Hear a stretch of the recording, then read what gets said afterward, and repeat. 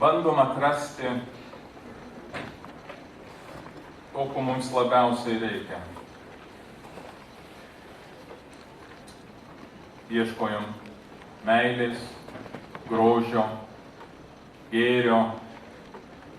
Ieškom to, ko mes tikime yra tikrasis pasaulis, realybė. Nes jaunėlis, būdamos namuose, matė tik savo kasdieninį darbą ir žinojo, kad yra kur kas daugiau. Ir jis įsivaizdavo, kad ten tolime krašte jis atras laimę.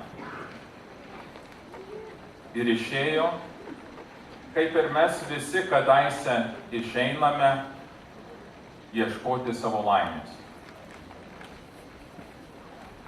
Ir jis atrado karčiąją tiesą, kuri eventualiai daugumas iš mūsų irgi atranda.